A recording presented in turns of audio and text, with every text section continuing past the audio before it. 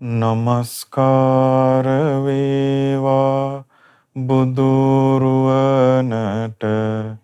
සමදා බුදු හිමි සරණ යමි. නමස්කාර වේවා ධම්රුවනට සමදා සදහම් සරණ යමි. නමස්කාර වේවා සංඝරුවනට සමදා මහා සංඝ සරණ යමි. නමස්කාර වේවා තුනුරුවනට සමදා තිසරණ සරණ යමි. සාදු සාදු සාදු. අපගේ ගුරු දේවයන් වහන්සේ වන අපගේ පින්වත් ලොකු ස්වාමීන් වහන්සේටත් අප සියලු දෙනාගේම නමස්කාරය වේවා. සාදු සාදු සාදු. ශ්‍රද්ධාවන්ත පින්වත්නි, මේ මනුස්ස ලෝකේ උපත ලැබපු අප සියලු දෙනාම නොයෙක් ආකාරයෙන් අපිට අවශ්‍ය වන කරුණු සම්බන්ධව නොයෙක් විදිහට නොයෙක් දේවල් සම්බන්ධව අපි දැනුම ලබා ගන්නවා. එතකොට සමහර පිරිස් විද්‍යාව ගැන දැනුම ලබා ගන්නවා. සංගීතය ගැන දැනුම ලබා ගන්නවා. නර්තනය ගැන දැනුම ලබා ගන්නවා. නොයෙක් දේවල් සම්බන්ධව දැනුම බාහිරින් ලබා ගන්නවා. එතකොට ඒ සාමාන්‍යයෙන් අපි ලබා ගන්න මේ සියලු දැනුම අපිට බාහිරින් ලැබෙන එකක්. අපේ ගුරුවරුන්ගෙන්, පොතපතින්, අපි ඉගෙනගත්ත දේවල් වලින්, ශ්‍රවණය කරපු දේවල් වලින් අපි බාහිරින් ලබාගත් දැනුමක් තමයි ඒ හැම දෙයකම තියෙන්නේ. එතකොට මේ බාහිරින් ලබා ගන්න දැනුමෙනුත් බොහෝ පිරිසක් මත් වෙනවා. මම තමයි මේ දැනුම තියෙන්නේ. මට තමයි මේ දැනුම තියෙන්නේ. අනිත් අයට මට තරම් දැනුමක් නැහනේ කියලා ඒ තමන් ලැබපු දැනුමින් මත් වෙන පිරිස් ඉන්නවා. බුදුරජාණන් වහන්සේ කාලෙත් මේ තමන් ලැබපු දැනුමින් මත් වෙච්ච පිරිස් හිටියා. අපි දන්නවා බුදුරජාණන් වහන්සේ මුණ ගැහෙන්න දවසක් ආවා මානත්තද්ද කියලා තරුණෙක්. මේ මානත්තද්ද කියන තරුණයා පොඩි කාලෙම වේදේ පරතරටම ඉගෙන ගත්තා. ඒ බ්‍රාහ්මණයන්ගේ ධර්මයේ වන වේදේ පරතරටම ඉගෙන ගත්තා. එතකොට මෙයා කාටවත් වැඩිහිටි මහලු බ්‍රාහ්මණයන්ට වන්දනාමාන කරන්නේ, ගරු බුහුමන් කරන්නේ, ආසනයේ පනවන්නේ, දැක්කාම නැගිටින්නේ නැහැ. මාන්නෙන් හිටියේ. ඒ නිසා තමයි මෙයාට මානත්තද්ද කියලා නම වැටුනේ. ඉතින් මේ ගමට බුදුරජාණන් වහන්සේ වැඩපු වෙලාවේ ඒ ගමේ හිටපු මිනිස්සු ඔක්කොම බුදුරජාණන් වහන්සේගෙන් බණ අහන්න ගියා. මානත්තද්දට දැන් යන්න නැතුව ඉන්න බෑ. මානත්තද්දක් ගියා. හැබැයි කල්පනා කරා බුදුරජාණන් වහන්සේ මගෙත් එක්ක කතා කරනකම් මම බුදුරජාණන් වහන්සේත් එක්ක කතා කරන්නේ නැහැ. මම බුදුරජාණන් වහන්සේන් කිසි දෙයක් අහන්නේ නැහැ. බුදුරජාණන් වහන්සේ මගෙත් එක්ක කතා කරනකම්. දැන් මේ තරුණයා හිටගෙන ඉන්නවා පැත්තක. අනිත් මිනිස්සු ඔක්කොම බණ අහලා නැගිටලා ගියා. මානත්තද්දත් හිතුවා හරි බුදුරජාණන් වහන්සේ නම් මගෙත් එක්ක කතා කරන්නේ නැහැ වගේ. ඒ නිසා එනම් මාත් යනවා කියලා හැරෙද්දිම බුදුරජාණන් වහන්සේ ඇහුවා ඈ මානත්තද්ද ඔයා ආපු කාරණාව ඔහොම දිෂ්ට කරගත්තේ කියලා. එතකොට තමයි මානත්තද්දට තේරුනේ මට වැරදුනා කියලා. ඔන්න ඇවිල්ලා බුදුරජාණන් වහන්සේගෙන් සමාව අරගෙන ධර්මය ඇහුවා. එතකොට මේ බාහිරින් ගත්ත දැනුමෙන් මත් වුණා. හැබැයි පින්වත්නි මේ බාහිරින් අපි ගන්න මේ දැනුම ඕන වෙලාවක නැති වෙලා යන්න පුළුවන්. අහිමි වෙන්න පුළුවන්. දැන් අද කාලේ ගැන අපි කතා කරොත් මේ දවස්වල මේ භයානක රෝගයක් ලෝකයේ පැතිරෙනවා. එතකොට මේ බලවත් ධනවත් රටවල් වලට පවා මුහුණ දෙන්න බෑ මේකට. වැටෙනවා. එතකොට ඒ වගේ රෝග පැතිරෙනකොට මේ බාහිරින් ගත්ත දැනුමින් අපි ගොඩනගාගත්ත දේවල් විනාශ වෙන්න පුළුවන්. ස්වභාවික විපත් වෙනවා. ගම් වතුර ගලනවා, දැන් සුනාමි ආවා. ගිනි ගන්නවා, ලැබු ගිනි ඇති වෙනවා. එතකොට මේ බාහිරින් අපි ගත්ත දැනුම මේ වගේ දේවල් වලින් විනාශ වෙලා යන්න පුළුවන්. සමහරක් වෙලාවට මේ එක මොහොතෙන් මේ Taman ගත්ත දැනුම විනාශ වෙලා යන්න පුළුවන්. හදාගත්ත දේවල් විනාශ වෙලා යන්න පුළුවන්. හැබැයි මේ ලෝකයට කලාතුරකින් පහළ වෙනවා විශේෂ මනුෂ්‍ය රත්නය. අපගේ බුදුරජාණන් වහන්සේ. ඒ බුදුරජාණන් වහන්සේලා අවබෝධ කරගන්නේ තමන් තුල තියෙන දෙයක්. තමන් තුල සංගවිලා තීච්ච සත්‍ය තමයි බුදුරජාණන් වහන්සේ නමක් අවබෝධ කරගන්නේ. එතකොට ඒ තමන් තුල තියෙන සත්‍ය අවබෝධ කරගත්ත බුදුරජාණන් වහන්සේගේ ප්‍රඥාවට සමාන කරන්න පුළුවන් ප්‍රඥාවක් තියෙන මිනිස්සෙක් මේ ලෝකේ නැහැ. දෙවියන් අතරත් නැහැ. බ්‍රහ්මයන් අතරත් නැහැ. එතකොට ඒ නිසා අපි බුදුරජාණන් වහන්සේට නමක් පාවිච්චි කරනවා අසම සම කියලා. ඒ කියන්නේ මේ ප්‍රඥාවට ඒ ගුණයන්ට සමාන කරන්න පුළුවන් කෙනෙක් නැහැ මේ ලෝකේ. අසම සම තව බුදු කෙනෙක් පමණයි බුදුරජාණන් වහන්සේගේ ඒ ගුණයන්ට සමාන වෙන්නේ. එතකොට ඒ බුදුරජාණන් වහන්සේගේ ප්‍රඥාව කාටවත් විනාශ කරන්න පුළුවන් දෙයක් නෙමෙයි. එතකොට ඒ බුදුරජාණන් වහන්සේගේ ප්‍රඥාව බාහිරින් ලබාගත් දෙයක් නෙමෙයි. බාහිර පොතපතකින් බාහිර කෙනෙක් කියපු දෙයක් අහලා ශ්‍රවණයෙන් එහෙම ලබාගත් දෙයක් නෙමෙයි. ඒක බුදුරජාණන් වහන්සේ තමන් වහන්සේම අවබෝධ කරගත්ත දෙයක්. එතකොට මේ බුදුරජාණන් වහන්සේගේ ප්‍රඥාව කවදාවත් වෙනස් වෙන්නේ නැහැ. ඒ ප්‍රඥාව කවදාවත් විනාශ කරන්න බෑ. බලන්න බුදුරජාණන් වහන්සේගේ ප්‍රඥාව මේ හැකියාව කොච්චරද කියලා. බුදුරජාණන් වහන්සේ යම්කිසි ගමකට හරි නියම් ගමකට හරි චාරිකාවේ වඩිනවා කියලා ඒ ගමේ පිරිසට හරි නියම් ගමේ පිරිසට හරි ආරංචි වුණාම ඔය ගම්වල නියම් ගම්වල ඉන්නවානේ ප්‍රභූ පිරිස්. දැන් ගත්තොත් ශාස්ත්‍රීය පඬිත පිරිස් ඉන්නවා. බ්‍රාහ්මණ පඬිතවරු ඉන්නවා. ගෘහපති පඬිතවරු ඉන්නවා. මේගොල්ලෝ එකතු වෙලා සාකච්ඡා කරනවා අපි බුදුරජාණන් වහන්සේ අපේ ගමට හරි අපේ නියම් ගමට හරි වැඩිහාම අපි මේ විදිහට ප්‍රශ්න අහමු. මේ ප්‍රශ්න ටික අහමු කියලා කතා වෙනවා. එතකොට මේ ප්‍රශ්න වලට බුදුරජාණන් වහන්සේ මේ විදිහට උත්තර දෙවි.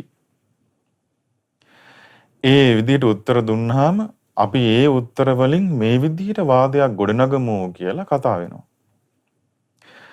කතා වෙලා දැන් බුදුරජාණන් වහන්සේ වැඩිහාම මේ ඔක්කොමලා ගමේ මිනිසුත් එක්ක යනවා බුදුරජාණන් වහන්සේගෙන් ධර්මයේ ශ්‍රවණය කරන්න. දැන් මේගොල්ලෝ යන්නේ අර තමන් ප්‍රශ්න අහලා වාදයක් ගොඩනගන්න. එතකොට මේ පිරිස ආවහම බුදුරජාණන් වහන්සේගෙන් ධර්මයේ ශ්‍රවණය කරන්නට භාග්‍යතුන් වහන්සේ මේ පිරිසට ධර්මයෙන් අනුග්‍රහ කරනවා. ධර්ම දේශනා කරනවා. ඒ ධර්ම දේශනාව අර ශාස්ත්‍රීය පඬිතුවරුන්ටත් අහන්න ලැබෙනවා. ගෘහපති පඬිතුවරුන්ටත් අහන්න ලැබෙනවා. දැන් මේ ප්‍රශ්න අහලා වාද ගොඩනගන්න ගිය පිරිස. ඒවලටත් අහන්න ලැබෙනවා. ඒ ධර්ම දේශනා ඉවර වෙද්දී මේගොල්ලන්ට අහන්න ප්‍රශ්න නැහැ. දැන් මේ ප්‍රශ්න ගොඩනගාගෙන ගියාට ප්‍රශ්න හදාගෙන ගියාට ඒ ධර්ම දේශනා ඉවර වෙද්දී අහන්න ප්‍රශ්න නැහැ මේගොල්ලන්ට. එතකොට මේ වාදයක් කොහෙන් ඉදිරිපත් කරන්නද ගොඩනගන්නද? මේ පිරිස බුදුරජාණන් වහන්සේ ළඟට ඇවිල්ලා කියනවා අනේ ස්වාමීනි අපිටත් මේ බුද්ධ ශාසනයේ පැවිදි වෙන්න අවස්ථාව දෙන්න. අපිත් කැමතියි පැවිදි. දැන් මේ වාද හදන්න ගිය පිරිස අන්තිමට මේ පිරිස පැවිදි වෙලා අරහත්ත්වයටපත් වෙනවා.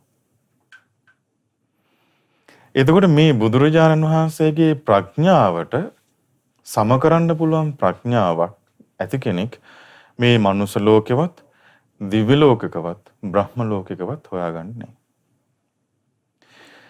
ඉතින් අද අපි මේ ඉගෙන ගන්න යන සූත්‍රයේ මේ බ්‍රාහ්මණෙක් බුදුරජාණන් වහන්සේගෙන් ඇවිල්ලා අහපු ප්‍රශ්නයකට බුදුරජාණන් වහන්සේ දීපු උත්තරයක්. අපි සාමාන්‍යයෙන් මේ සූත්‍රය අහලා තියෙනවා බොහෝ පිරිසක් චංකි සූත්‍රය. මජ්ක්‍ධිම නිකායේ දෙවනි පොත් වහන්සේගේ මේ සූත්‍රයේ තියෙන්නේ. මේ චංකි කියන බ්‍රාහ්මණයා බුදුරජාණන් වහන්සේ ළඟට ආපු වෙලාවේ බුදුරජාණන් වහන්සේත් එක්ක වෙච්ච සාකච්ඡාවක් මේකේ තියෙනවා. එතකොට මේ සාකච්ඡාව කරන අතරතුර චංකි කියන බ්‍රාහ්මණයා මේ දැනුමක් තිබ්බ බ්‍රාහ්මණේ බුදුරජාණන් වහන්සේගෙන් අහනවා භවත් ගෞතමයන් වහන්සේ දැන් අපි මේ කතා කරේ සත්‍යයට පැමිණීම ගැන. සත්‍ය කියලා කියන්නේ මේ චතුරාර්ය සත්‍ය අවබෝධය ගැන තමයි අපි දැන් මේ කතා කළේ. එතකොට බුදුරජාණන් වහන්සේ මේ චතුරාර්ය සත්‍ය අවබෝධය ගැන යම්කිසි දැනුමක් යම්කිසි ධර්මදේශනාවක් චංකි බ්‍රාහ්මණයාට කළා. සාකච්ඡාවක් ඇති වුණා. එතකොට මේ චංකි බ්‍රාහ්මණය අහනවා මේ බුදුරජාණන් වහන්සේගෙන් භවත් ගෞතමයන් වහන්සේ මේ චතුරාර්ය සත්‍ය අවබෝධ කරගන්න අපට උපකාර වන කරුණු මොනවාද කියලා. දැන් මේ සත්‍යයට පැමිණෙන්න චතුරාර්ය සත්‍ය අවබෝධ කරගන්න සත්‍යයට පැමිණෙන්න අපට උපකාර වන කරුණු මොනවද කියලා තමයි දැන් ඇහුවේ. එතකොට මේ චතුරාර්ය සත්‍ය අවබෝධ කරගත්තාම අපිට තියෙන ආරක්ෂාව රැකවරණය ගැන අපි කවුරුත් දන්නවා සාමාන්‍යයෙන්. බුදුරජාණන් වහන්සේ වදාළේ මේ චතුරාර්ය සත්‍ය සත්‍ය ඥාන වශයෙන් අවබෝධ කරගන්නත් පුළුවන්. කෘත්‍ය ඥාන කෘතඥාන වශයෙන් අවබෝධ කරගන්නත් පුළුවන්. පරිපූර්ණ අවබෝධ කරගන්න පුළුවන්. මේ පරිපූර්ණ අවබෝධයට පත්වෙච්ච කෙනෙක් සත්‍යයට පැමිණිච්ච කෙනෙකුට තියෙන ආරක්ෂාව තමයි අපි හිතමු මෙයා සෝවාන් වුණා නම් උපරිම මේ සසරේ එයා යන්නේ ජීවිත 7ක් දක්වා විතරයි. එයාට සකදාගාමී වෙන්න අවස්ථාව ලැබුණොත් එයා මේ කාම ලෝකෙට එකපාරක් ඇවිල්ලා සසර දුකෙන් නිදහස් වෙනවා. අනාගාමී වෙන්න අවස්ථාව ලැබුණොත් බ්‍රහ්ම ලෝකේ සුද්ධාවාස බ්‍රහ්ම ලෝකේ එකපාරක් ඉපදෙලා එයා ඒ ලෝකේදීම සසර දුකෙන් නිදහස් වෙනවා. රහතන් වහන්සේලා මේ ජීවිතේදීම සසර දුකෙන් නිදහස් වෙනවා. එතකොට මේ බොහෝ කාලයක ඉඳන් අපි මේ ගෙවාගෙන ආපු සසර ගමන එතනින් ඉවරයි. ඒකයි මේ චතුරාර්ය සත්‍ය ධර්මය අවබෝධ කරගන්න එකේ අපිට තියෙන යහපත, අපිට තියෙන වාසිය රැකවරණය. අපි ගත්තොත් එහෙම දැන් මේ දවස්වල මේ කතා කරන මේ භයානක රෝගය ගැන අපි කතා කළොත් දැන් මේ රෝගය කියලා කියන්නේ මේ සසරේ යනකොට අපි මුහුණ දෙන දේවල් මේ රෝග බිය කියලා කියන්නේ. මේ සසර ගත්තොත් එහෙම මේ රෝග බිය ඇති වෙනවා කියන එක අලුත් දෙයක් නෙමෙයි. ඒක මේ සසරේ තියෙන එක. දැන් අපි කතා වෙනවා මිනිස්සු මෙච්චරකට හැදිලා මිනිස්සු මෙච්චරක් දැන් මැරිලා. එතකොට මේ ඔක්කොම මේ සසරේ තියෙන දේවල්. එතකොට මේ සත්වයක් මේ සසර දුකෙන් නිදහස් වෙන්න මේ චතුරාර්ය සත්‍ය අවබෝධ කරගන්නකම් ඔන්න ඔය සසරේ තමයි යන්නේ. ඒ නිසායි බුදුරජාණන් වහන්සේ වදාළේ මේ චතුරාර්ය සත්‍ය අවබෝධ කරගත්ත කෙනෙකුට තමයි සැබෑ ආරක්ෂාවක් තියෙන්නේ. සැබෑ රැකවරණයක් තියෙන්නේ. එතකොට දැන් මේ සාකච්ඡාවේදී මේ චංකී කියන බ්‍රාහ්මණයා බුදුරජාණන් වහන්සේගෙන් ඇහුවේ ආන්ගේ විදියට සැබෑම ආරක්ෂාව සලසලා දෙන මේ චතුරාර්ය සත්‍ය අවබෝධ කරගන්න උපකාර වන කරුණු මොනවද කියලා. එතකොට බුදුරජාණන් වහන්සේ ඉස්සල්ලාම උපකාර වන කරුණ බුදුරජාණන් වහන්සේ වදාලා පින්වත් භාරද්වාජ සත්‍යයට පත්වීම පිණිස අතිශයින්ම උපකාර වෙන්නේ බලවත් ලෙස වීරිය කිරීමයි. ඒතර මොකද්ද මේ චතුරාර්ය සත්‍ය අවබෝධ කරගන්න අතිශයින්ම උපකාර වෙන පළවෙනි කරුණ? ඒ තමයි බලවත්ව වීරිය කිරීම.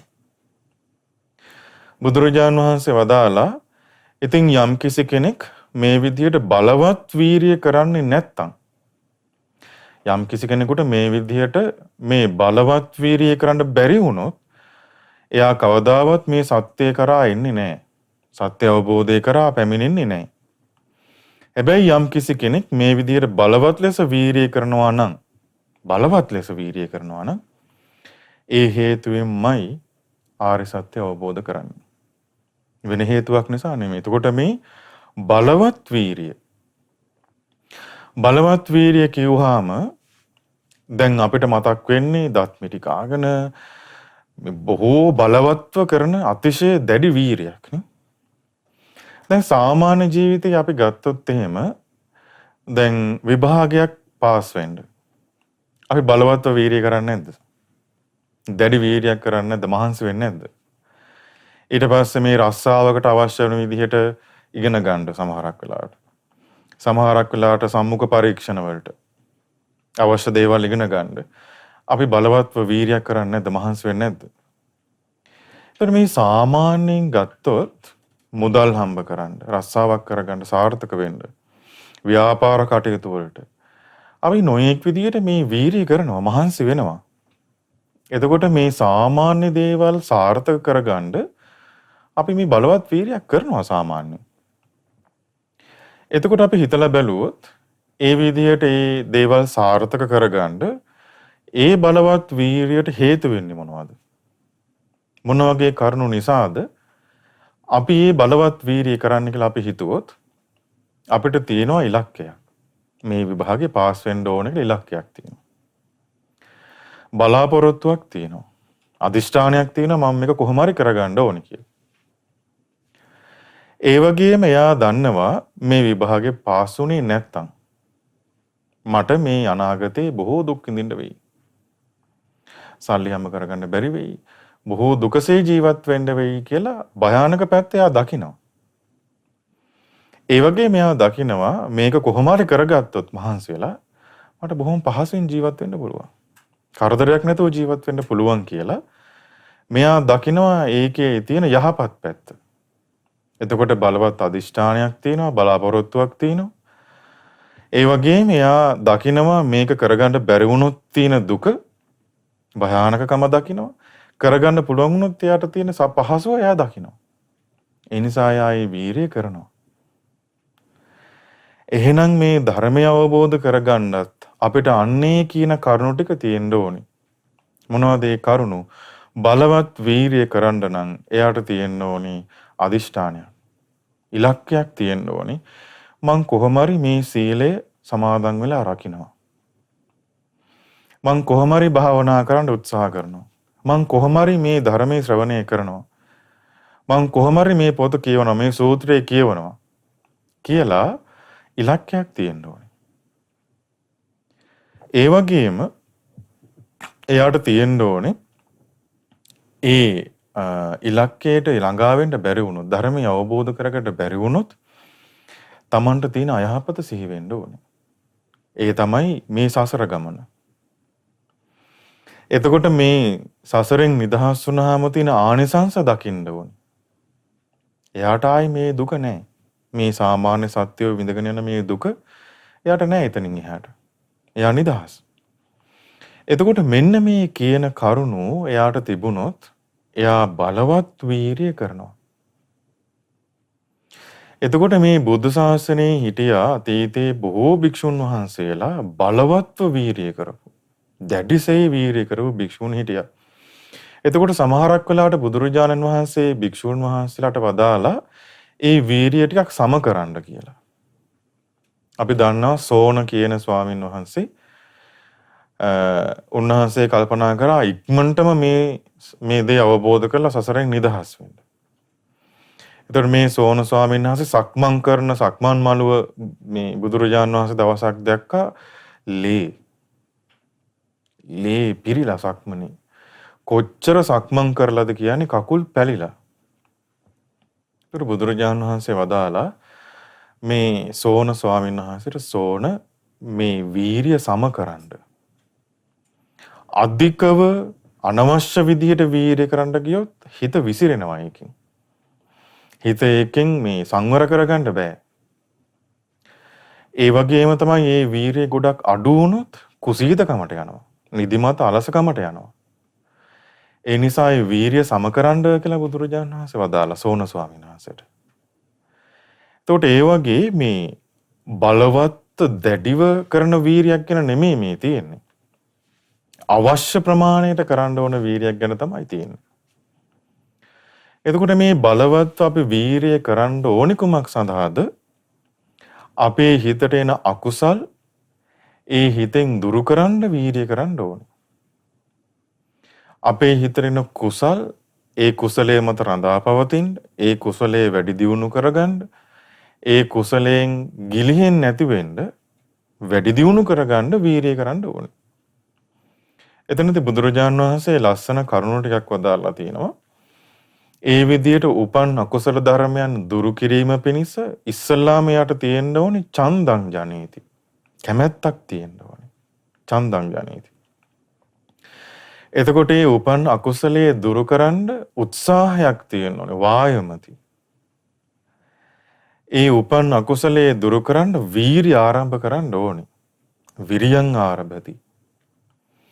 ඒ උපන් අකුසලයේ මම දුරු කරන්න ඕනේ කියලා සිත දැඩි කරගන්න ඕනේ. චිත්තං පග්ගන්හාති. ඒ උපන් අකුසලයේ දුරු කරන්න බලවත් වීරිය කරන්න ඕනේ. පදහති. එතකොට චන්දං ජනේති, වායමති, විරියං ආරභති, චිත්තං පග්ගන්හාති, පදහති. එතකොට මෙන්න මේ කරුණු පහම තියෙන්න ඕනේ. උපන් අකුසලයක් දුරු කරන්නත්, උපන් කුසලයක් දියුණු කරන්නත්. එතකොට පින්වත්නි, අපේ ජීවිතේට මේ අකුසල් ධර්මයන් එන විවිධ ක්‍රම තියෙනවා. අපිට මේ අකුසල් එන එකම විදියට නෙමෙයි අකුසල් එන්නේ. විවිධ ක්‍රම තියෙනවා අකුසල් එන. එතකොට මේ විවිධ ක්‍රම ඔස්සේ එන අකුසල් ඊට අදාළ ක්‍රමයකින් අපි දුරු කරන්න ඕනේ. දැන් අපි හිතමු ඔන්න අපි භාවනා කරන්න ඉඳගත්තා. ඉඳගෙන S2 පියාගත්ත ගමන් අපිට සාමාන්‍යයෙන් මතක් වෙන්නේ මොනවද? අපි ඇසින් දැකපු ලස්සන රූප, කනින් ඇසිච්ච ලස්සන ශබ්ද, රසට කාපු දෙයක්, සුවඳක්, පහසක් අපේ හිතට එන්නේ ඕවා.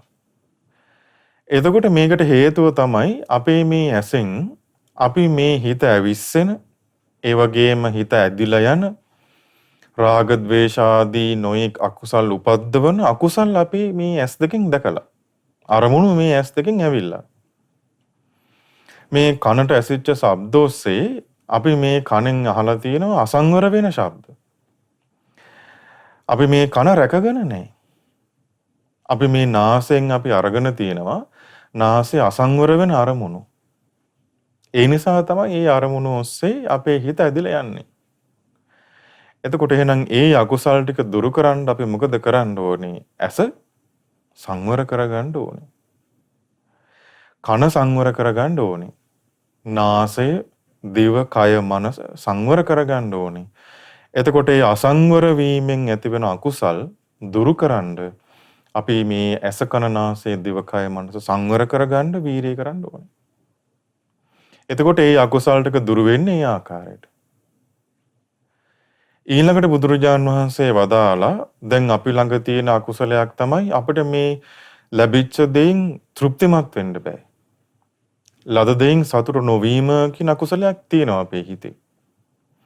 එතකොට අපි හිතනවා මට අරකට ඕනේ, මට අසවල් දෙයක් ඕනේ, මට මේ දෙයක් ගන්න ඕනේ කියලා අර තමන් ළඟ තියෙන දෙයින් සෑහීමකටපත් වෙන්න බැරි අකුසලයක් අපේ හිතේ තියෙනවා. එතකොට ඒ අකුසලයේ අපේ හිතේ තියෙනකන් නොඑක අකුසල අපේ හිතේ ඊර්ෂියාව, අනේ අසවල් කෙනාට තියෙන දේ මට ලැබෙනවා නම් හොඳයි කියන මසුරුකම, ලෝභය, මේ වගේ නොඑක අකුසල් එනවා අර තමන් තුල තියෙන ලද දෙයින් සතුට නොවීම කියන අකුසලයට එක්ක. ඒතර බුදුරජාන් වහන්සේ වදාලා මෙන්න මේ අකුසලයේ දුරු කරන්නට එයා කරන්න ඕන දේ තමයි අපි කෑම ගන්නව නම් දාන ගන්නව නම් බුදුරජාණන් භික්ෂුන් වහන්සේට වදාලා ඒ දාන ගන්න අරමුණ සිහි කරන්න. මම මේ දාන ගන්නේ කුමක් සඳහාද? බුදුරජාණන් වහන්සේ වදාලා මේ දානේ අපි ගන්නේ ජවයේ පිණිස නෙමෙයි. මත්වීම පිණිස නෙමෙයි. ඇඟ වර්ධනය කරගන්න නෙමෙයි. මේ දානේ මං වළඳන්නේ පැරණි බඩගිනි වේදනා දුරු කරගන්න. අලුත් බඩගිනි වේදනා ඇති නොවීම පිණිස. මේ කය පවත්වා ගන්නයි මම මේ දානේ වළඳන කියලා සිහි කරන්න. එතකොට මේ දානේ ගන්න අරමුණ එයා දන්නවා. ඊට පස්සේ බුදුරජාණන් වහන්සේ වදාලා මේ සිවුරු පොරවද්දී සිවුරු පොරවන අරමුණ සිහි කරන්න. ඒකදී බුදුරජාණන් වහන්සේ වදාලා මේ මැසි මදුරු කරදරයන්ගෙන් දුරු වීම පිණිස, සීතලෙන් වෙන කරදර දුරු වීම පිණිස, මේ ශාරීරික අවශ්‍යතාවන් වසා ගැනීම පිණිස. ඒතර මෙහෙම සිහි කරලා මේ අර්ථය සිහි කරලා මේවා පරිහරණය කරද්දී අර සෑහීමකටපත් වෙන්නේ නැති කියන අකුසලය දුරු වෙලා යනවා. එතකොට එහෙනම් ඒ අකුසලයේ දුරුකරන්න අපි මේ දේවල් පරිහරණය කරද්දී දැන් සාමාන්‍ය ලෝකේ සාමාන්‍ය එදිනදා ජීවිතේ ඔබ ගිහි ගෙදර ජීවත් වෙන කෙනෙක් වුණත් ඒ දේවල් පරිහරණය කරද්දී ඒ පරිහරණයක අර්ථය සිහි කරන්න ඕනේ. මම මොකටද මේක ඕනේ මට? කුමක් සඳහාද? එතකොට මේ නුවණින් සලකලා පරිහරණය කරනවා නම් ආන්ගේ අකුසල ටික දුර වෙලා යනවා. එතකොට ඒ සඳහා බලවත් වීර්යය කරන්න ඕනේ. ඒ සඳහා බලවත් වීර්යය කරද්දී අර අකුසලය තමයි දුරු වෙන්නේ. ඒ අකුසලයේ දුරු වෙනකොට එයාගේ හිත රඳා පවතින්නේ කුසලයේ මත. කුසලයක් මත. ඒ වගේ මේ නොඑක ආකාරයෙන් අපේ හිතට එන අකුසල් තියෙනවා. තවත් තියෙනවා අකුසල්. ඒ අකුසල් අපි ඉවසන්න නැතුව දුරු කරන්න ඕනේ නුවණින් සලකලා. දැන් අපිට එනවා නම් රාග සිතුවිල්ලක්. බුදුරජාණන් වහන්සේ වදාළේ ඒ සිතුවිල්ල ඉවසන්න එපා. ඒ හටගත් රාග සිතුවිල්ල දුරු කරන්න. නුවණින් සලකලා දුරු කරන්න. ද්වේෂ සිතුවිල්ලක් එනවා, තරහක් එනවා. ඒ ඉපදිච්ච තරහ සිතුවිල්ල ඉවසන්න එපා. නුවණින් සලකලා දුරු කරන්න. ඒ වගේම හිංසාකාරී අදහස් එනවා, ඉරිසියාව වෙනවා, නොයෙක් පාපී අකුසල් එනකොට ඒ පාපී අකුසල් ඉවසන්න එපා. නුවණින් සලකලා දුරු කරන්න. එතකොට මේ නුවණින් සලකලා දුරු කරන්න බලවත් වීරියක් අපි කරන්න ඕනේ. ඒ නුවණින් සලකලා දුරු කරන්න බලවත් වීරිය කරද්දී දුරු වෙන්නේ අකුසලේ. අපේ හිත පිහිටන්නේ කුසලේ. එතකොට අපිට තේරෙනවා ඇති මේ විදිහට අකුසලයේ දුරු වෙනවා, අපේ හිත කුසලයේ පිහිටනවා. එතකොට මොකද වෙන්නේ?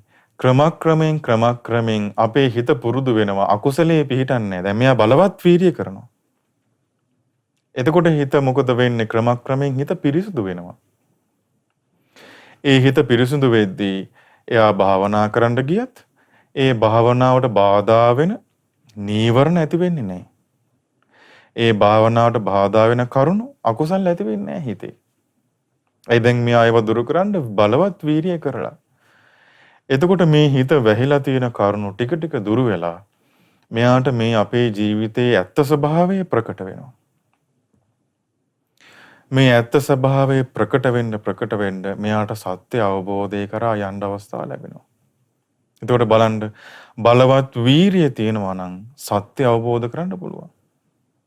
බුදුරජාණන් වහන්සේ වදාලා අධිකතර වීරිය කරන්නේ නැත්නම් කිසිම කෙනෙකුට මේ ධර්මය අවබෝධ කරන්න බෑ. ඒ අවශ්‍ය ප්‍රමාණයට අකුසල දුරු කරන්න වීරිය තිබුණ නැත්නම් ධර්මය අවබෝධ කරන්න බෑ. එතකොට අපි කවදාවත් අහලා තියෙනවද කම්මැලි කෙනෙක්, කුසීත කෙනෙක් ධර්මය අවබෝධ කරා කියලා? දැන් අපි දන්නවා මුගලන් මහරහතන් වහන්සේ නිදි කිරාගේ වැටි හිටියා. බුදුරජාන් වහන්සේ උන්වහන්සේට ධර්ම දේශනා කරපු ගමන් උන්වහන්සේ වීරිය ඇති කරගත්තා. ඒ විදිහට නොයේ ක්‍රම තියෙනවා මේ අපිට වීරිය ඇති කරගන්න. වීරිය ඇති වෙන අරමුණු අපේ හිතට ගන්න නොයේ ක්‍රම තියෙනවා.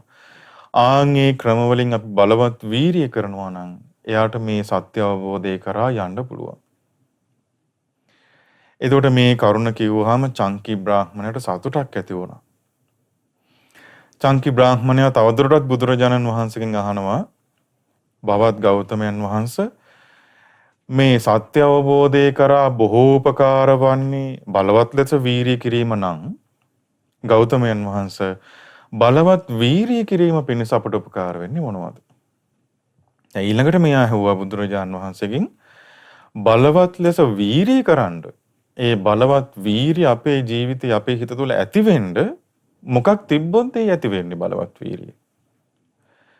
බුදුරජාණන් වහන්සේ වදාලා පින්වත් භාරද්වාජ ඒ විදිහට බලවත් ලෙස වීරිය කිරීම පිණිස අතිශයින්ම උපකාර වෙන්නේ ක්ෂණ සම්පත්තිය අහිමි වෙන්න පෙර වහවහා ධර්මය අවබෝධ කර ගැනීමේ වටිනාකමත් එහෙම කරගන්න බැරි වුණොත් මේ සතර අපායේ ඉපදීමේ මේ දුකේ මේ දුක් විඳීමේ අනතුරු ගැනත් තුලනය කරලා බැලුවොත් තුලයිත්වා පදහති තුලනය කරනවා. දැන් සාමාන්‍ය ජීවිතේ අපි තුලනය කරන්නේ මොනවද? අපි හිතලා බලන්න මොකද දැන් මේ වටිනාකමත් හිතනවා භයානකමත් හිතනවා. අපි මොනවා හරි දැන් සාමාන්‍යයෙන් අපි කඩේට ගිහලා බඩුවක් ගන්න ගියත් අපිට ගෙදරට අවශ්‍ය කරන මොනවා හරි ගන්න යනවා.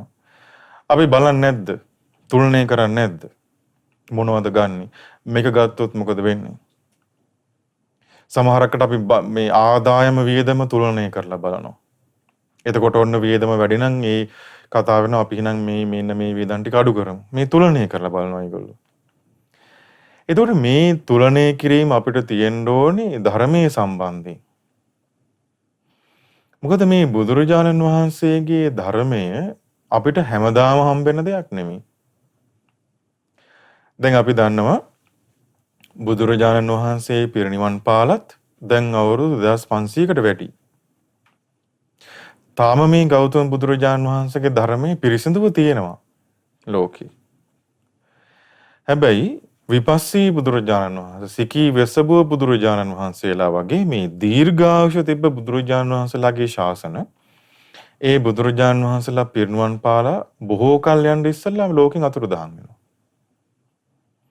එතකොට මේ බුදුරජාණන් වහන්සේලා ඉපදිච්ච කාලවල ඒ බුදුරජාණන් වහන්සේලා හෝ ඒ ශ්‍රාවකයන් වහන්සේලා වඩින පැතිවල ඉන්න පිරිසට විතරයි මේ ධර්මය අවබෝධ කරගන්න අවස්ථාව තිබුණේ. දැන් අපි ගත්තොත් එහෙම ගෞතම බුදුරජාණන් වහන්සේ ලංකාවට වඩිද්දී එතකොට ලංකාවේ මේ ධර්මය අවබෝධ කරන පිරිසක් නෙමෙයිනේ හිටියේ. එතකොට මිහිඳු මහ රහතන් වහන්සේ වැඩලා තමයි ලංකාවේ බුද්ධ ශාසනය හරියටම පිහිටෙව්වේ. එතකොට ඒ දක්වා බුද්ධ ශාසනය පැවතිච්ච නිසායි මේ ලංකාව, තායිලන්ත වගේ රටවල් වලට මේ බුද්ධ ශාසනය පැතිරුණේ. එතකොට මේ බුද්ධ ශාසනයක් පවතින කාලෙක මේ ධර්මයේ ඇහුනොත් විතරමයි අපිට මේ චතුරාර්ය සත්‍ය අවබෝධ කරගෙන මේ දුකින් නිදහස් වෙන්න පුළුවන්කම තියෙනවා. එතකොට අපි ගත්තොත් මේ බුද්ධ ශූන්‍ය කාලවල උපදින මේ ලෝකෙට පහළ වෙන පසේ බුදුරජාණන් වහන්සේලා. ඒ පසේ බුදුරජාණන් වහන්සේලාගේ කාලවල බාහිර ලෝකයේ මිනිස්සු ධර්මය අවබෝධ කරන්නේ නැහැ. ඒ පින තියෙන ඒ පසේ බුද්ධත්වයේ පිණිස පින තියෙන ඒ කුසලයේ තියෙන කෙනා පසේ බුද්ධත්වයට පත් වෙනවා Taman තනියෙන්. හැබැයි අනිත් පිරිසට ධර්මයේ දේශනා කරන්නේ නැහැ. ඒතකොට ඒ කාලවලදී පවා පසේ බුදුරජාණන් වහන්සේලා වැඩ සිටියත් අනිත් මිනිසුන්ට මේ ධර්මයේ ප්‍රචාරය වෙන්නේ නැහැ. එතකොට මේ බුද්ධ ශාසනයක් පවතින කාලයක විතරයි මේ චතුරාර්ය සත්‍ය කියන දේ ලෝකයට අහන්න ලැබෙන්නේ. ඒ කාලේ විතරයි දැන් ගෞතම බුදුරජාණන් වහන්සේ වදාලා මහණෙනි මේ චතුරාර්ය සත්‍ය ආරෂ්ඨාංගික මාර්ගයේ ලෝකයේ තියෙන කාලෙක විතරයි සෝවාන් ශ්‍රාවකයෝ මේ ලෝකෙට බිහි වෙන්නේ. සකදාගාමී ශ්‍රාවකයෝ, අනාගාමී ශ්‍රාවකයෝ, රහතන් වහන්සේලා මේ ලෝකෙට බිහි වෙන්නේ ඒ බුදු ශාසනයක් පවතින කාලෙක විතරයි. අනිත් කාලවල මේ ශ්‍රාවකයෝ බිහි වෙන්නේ නැහැ. එතකොට මේ වටිනාකම අපි දකින්න ඕනේ. ඒ වගේම අපි දකින්න ඕනේ මේක අවබෝධ කරගන්න බැරි වුණොත් අපිට සිද්ධ වෙන අනතුරු. දැන් අපි ගත්තොත් එහෙම මේ ලෝකේ අපි දන්නවනේ പ്രേත ලෝක තියෙනවා. දිව්‍ය ලෝක තියෙනවා. දැන් අපි කතා කළොත් මේ പ്രേත ලෝකය ගැන දැන් අපි දන්නවා අර සුමංගල සිටුතුමාගේ කාලේ අර කාශ්‍යප බුදුරජාණන් වහන්සේ කාලේ ඒ කාශ්‍යප බුදුරජාණන් වහන්සේගේ කුටිය ගිනි තිනවනට මිනිස්සේ ඒ මිනිස්සයා නිරේ ඉපදිලා මේ ගෞතම බුදුරජාණන් වහන්සේ පහළ වෙනකොට හිටියා പ്രേත පිඹුරෙක් වෙලා. යොදුන් 100ක් දිගයි ශරීරය. වලිගෙන් ගිනි අරගෙන අවුරුදු 1000 ගාණක් ගිහිල්ලා ඔළුව දක්වා ගින්න ඇවිල්ලා නිවිලා යනවා. ආපහු ශරීරයක් පහළ වෙනවා. ඔළුවෙන් ගිනි අරගෙන අවුරුදු 1000 ගාණක් ගිහිල්ලා වලිගේ දක්වාම වෙලා ගින්න නිවිලා යනවා. ආයි ශරීරයක් මත පහළ වෙනවා. එතකොට මේ പ്രേත ලෝකයේ දැන් ඒ പ്രേතයා මේ විදිහට මේ ගින්නෙන් පීඩා විඳිනවා. පිච්චි පිච්චි. සමහර പ്രേතයෝ ඉන්නවා බඩගින්නෙන් පීඩා විඳිනවා. සමහර പ്രേතයෝ ඉන්නවා මේ අනිත් പ്രേතයෝ ඇවිල්ලා මේ හරියට වද දෙනවා. පීඩා දෙනවා, කරදර කරනවා. දුක් විඳිනවා. දිව්‍ය ලෝකේ ගත්තාම දෙවිවරු ඉන්නවා. ඇහැට දැක්කොත් දකින්නේ ප්‍රියමනාප රූපයක්. කනට ඇසුනොත් ඇසෙන්නේ ප්‍රියමනාප ශබ්දයක් සමහර දෙවිවරු. නාසයෙන් ආග්‍රහණය කරොත් ආග්‍රහණය කරන්න තියෙන ප්‍රියමනාප සුවඳක් විතරයි. මේ දිව්‍ය ලෝකේ. දැන් මේ പ്രേත ලෝකයේ ගැනයි දිව්‍ය ලෝකයේ ගැනයි අපි කතා කළොත් කොහෙද අපිට උපදින්න හිතෙන්නේ? අපිට බොහෝ වෙලාවට අපි උපදින්න හිතෙන්නේ ඕන කෙනෙකුට උපදින්න හිතෙන්නේ දිව්‍ය ලෝකේ. ඒ හිතෙන්නේ ඇයි? අපි මොකද්ද කළේ? තුලනය කළා. දිව්‍ය ලෝකෙට ගියාම තියෙන සැප සම්පත් මොනවද? പ്രേත ලෝකේ වටනොත් තියෙන දුක මොකද්ද? තුලනය කළා. ඒ තුලනය කළාම එයාට දිව්‍ය ලෝකේ නම් සැප සම්පත් තියෙන්නේ.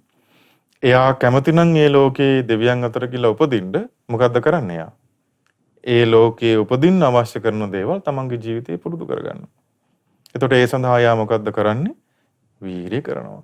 එතකොට මේ තුලණය කිරකොලොත් වටිනාකමත් ඒක කරගන්න බැරුණොත් තියෙන අනතුරත් තුලණය කළොත් එයා ඒ වටිනා දේ ලබා ගන්න උත්සාහ කරනවා.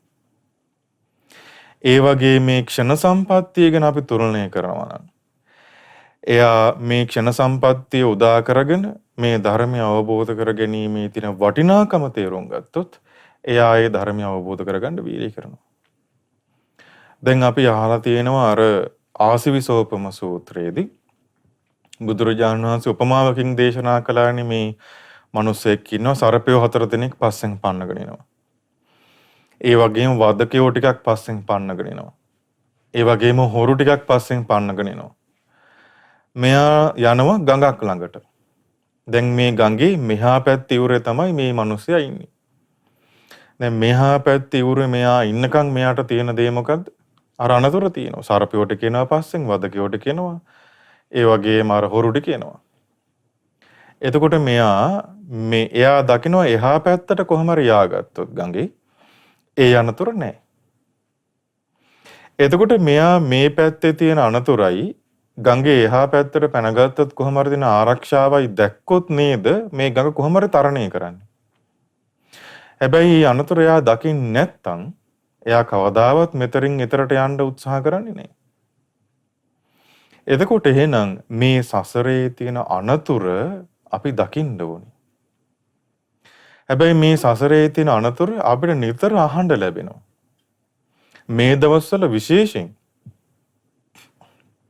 මේ සසරේ තියෙන අනතුර අපිට දකින්න ලැබෙනවා, අහන්න ලැබෙනවා. මොකද්ද? මේ කොරෝනා වෛරස් එක. අපි ටීවී එකකින් අහන්න ලැබෙනවා, නිවුස් වලින් අහන්න ලැබෙනවා, ඒ වගේම කතා බස් වෙනවා. මේ සසරේ තියෙන අනතුර ගැන තමයි අපි මේ දිනදා මේ දවස්වල කතා වෙන්නේ. එතකොට ඔන්න අපි කතා වෙනවා මේ යුද්ධ ගැන.